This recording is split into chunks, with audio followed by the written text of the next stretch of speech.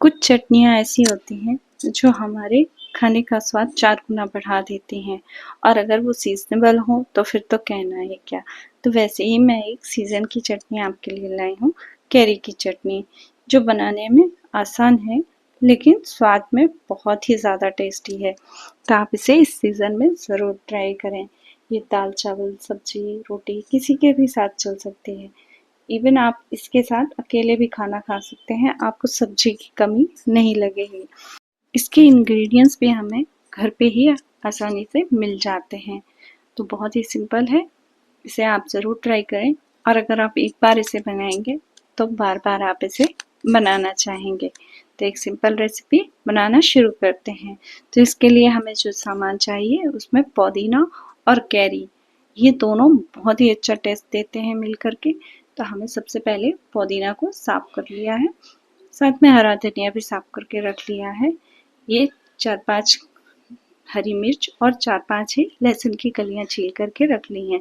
अब टमाटर को इस तरह से बीच से काट लेंगे और इसी तरह से हम कैरी को भी बीच से काट लेंगे। इसमें ये ध्यान रखना है कि कैरी जाली वाली ना हो, नहीं तो काटने में दिक्कत होगी। अब इसके बीच का सीड भी हम निकाल लेते हैं।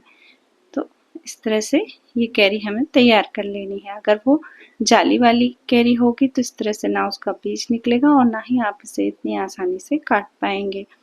तो ये ध्यान रखिए कि छोटी वाली कैरी लीजिएगा जिससे ये आसानी से बीज निकल सके। साथ में ये मिर्च और लहसुन।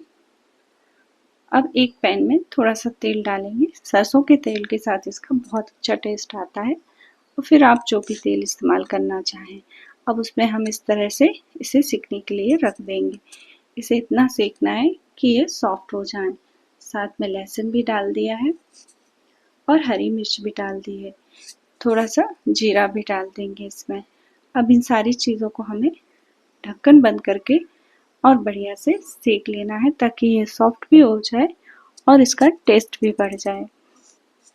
कुछ देर बाद देखिए ये सिक करके इस तरह से हो गए हैं और हम इन्हें पलट लेंगे और पलट करके दूसरे साइड से भी सेक लेंगे।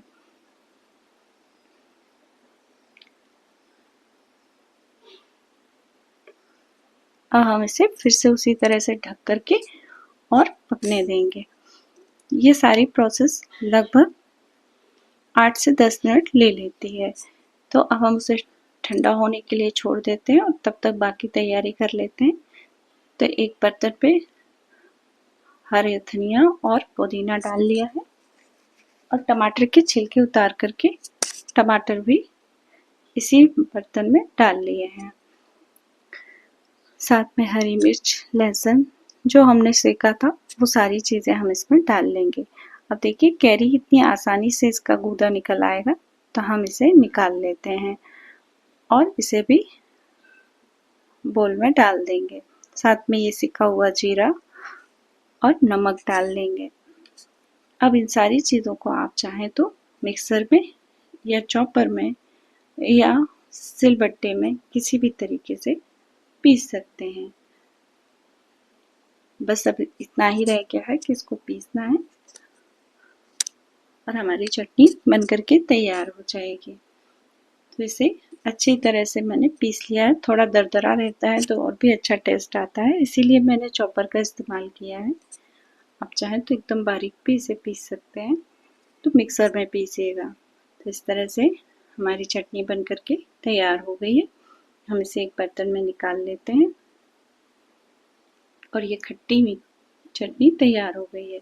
आप चाहें तो इसमें थोड़ा सा गुड़ डाल करके इसे मीठा टेस्ट भी दे सकते हैं, पर ये इस तरह से ज़्यादा अच्छी लगती है।